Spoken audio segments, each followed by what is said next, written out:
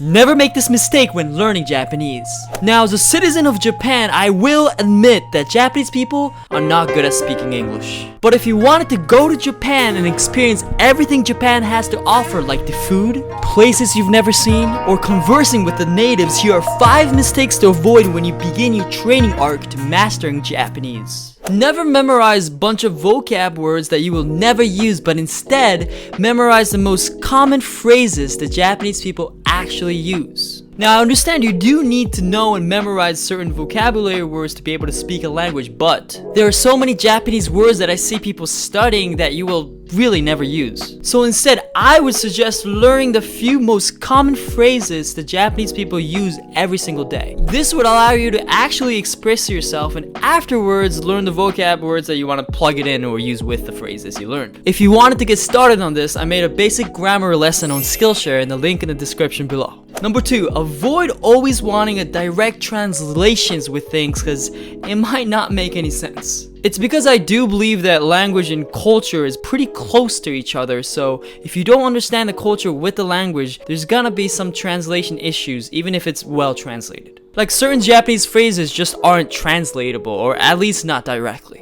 The common one you probably have already seen from anime or Japanese drama is itadakimasu and gochisousama. And itadakimasu is basically when you put your hands together like this and you say itadakimasu before you eat. And I can explain that it is used to show respect for the food, but also the preparation and all the people that it took for the food to get in front of your table, like all the farmers and all the cooks and even the servers that led up to the food being right in front of you. And this is because Japanese people do take food pretty seriously, the food itself and the preparation, so it kind of makes sense the more you understand the culture aspect of it. But if you ask me, I need a direct translation, Matsu, what does it directly mean to say itadakimasu? Then I would have to give like a terrible example. One of the textbooks I've seen is like, it is a feast, and that kind of defeats the whole point of the respect. It's not, you know, it's like, now it just sounds a little gluttonous. It is a feast, and it kind of misses the whole point of the respect and a little bit of humility aspect that you feel when you watch someone say itadakimasu if you're in Japan.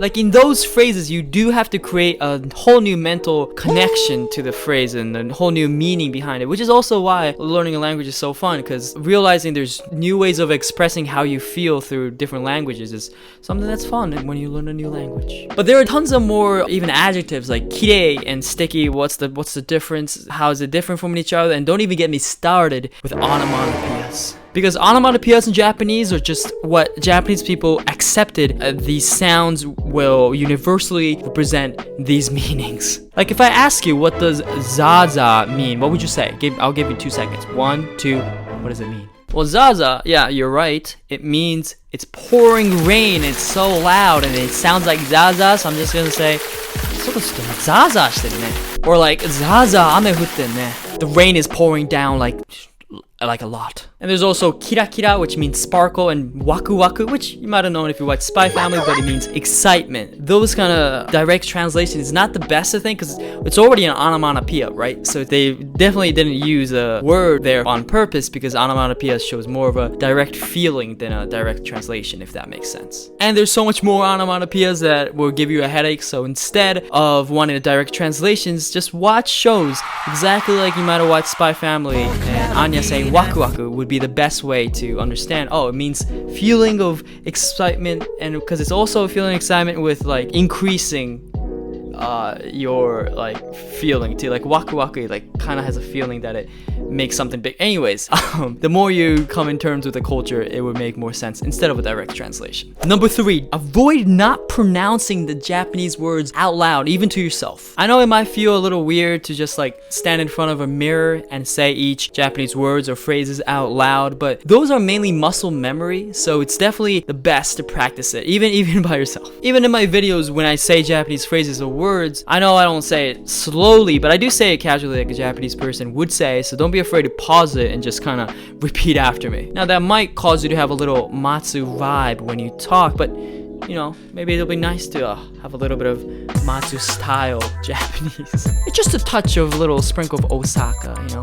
there's nothing wrong with that. But in general, unlike Chinese and stuff, there is no direct tonality or pitch. If it's a high pitch or low pitch, is not gonna change the actual meaning of a word. Like if you stick with the hiragana pronunciation, people will in general understand what you're trying to say, even if you go like one hiragana at a time. But in order to sound more fluent, you kind of want to know what each words and phrases, how the pitch kind of does shift, like accent wise or pronunciation wise. Like chopsticks, it's not ohashi, it's ohashi. And even ame would be rain, but ame would be candy. So there is I guess I did say there's no tonality. There isn't, because context would clarify all of that. But there is a little bit of pronunciation aspect of it that has pitches involved. To be able to sound more fluent, it would be the best to repeat after Japanese native. It's not silly to do that, so even while you watch anime or something, just pause it and repeat after them.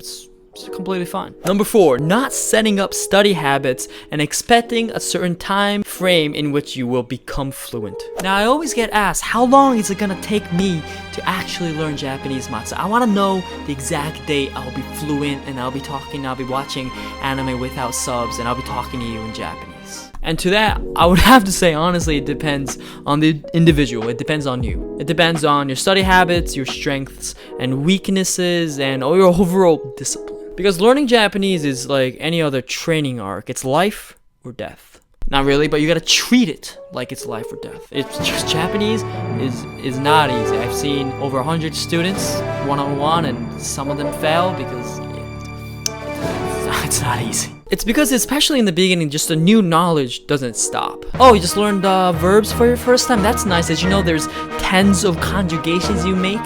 And you have to know all these conjugations because Japanese people will just conjugate it all the time. Like the first one, taberu, which means to eat. Tabetai, which means I want to eat. Someone ate what I wanted to eat, making me a victim. Taberareta. I want to, if I can, make somebody eat me, I want to, if I can, make somebody eat me, making me a victim. 食べられてみたい.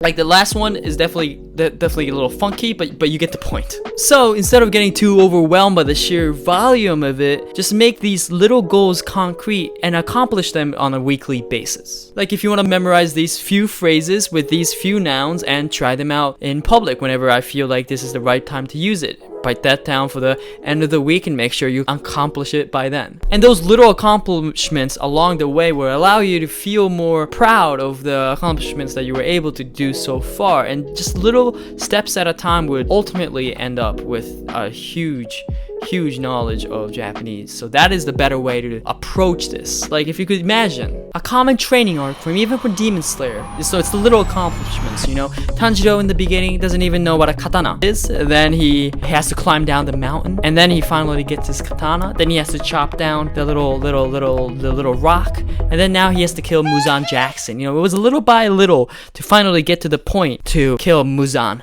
Jackson. Senri no michi wa ippo kara. The road to 1,000 miles starts from the first step.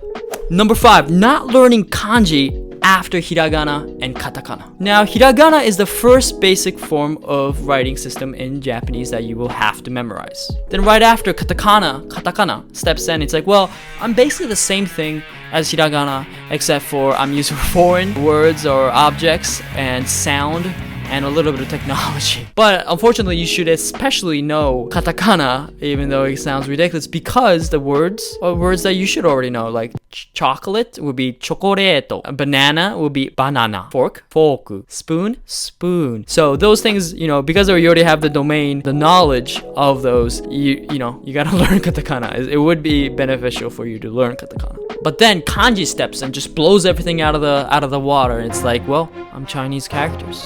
And I'm not saying that you have to memorize all of them, because it would be literally too much if you just look at how many kanjis and Chinese characters exist. I don't even know all of them. I mean, nobody does. But I would personally recommend, if you have the time, to know up until at least elementary school level. Because those ones are the ones that appear the most often whenever you're walking down the streets of Japan or walking around and see like signs or even like little labels on things, and those basic characters are basically building blocks for the more complex kanjis, so you could kind of get a gist of what the complex kanjis actually mean because you have some basic knowledge of the most common ones. Plus, I have heard some of my students say that writing down kanji over and over again with a pen or even a pencil is kind of a meditative experience. They kind of made it into their hobby, and they do it every single week, and it kind of gives them a little calming feel to it. So maybe some people even enjoy learning kanji. I good amount I did enjoy learning kanji. So don't be afraid, and it really will help out right after you learn the hiragana and katakana. Definitely that order: hiragana, katakana, then kanji for sure. So again, check out my Skillshare if you're interested on learning Japanese with me. I have hiragana lesson and the basic grammar lesson in the description down below. Like and subscribe to join the Nakama, and peace.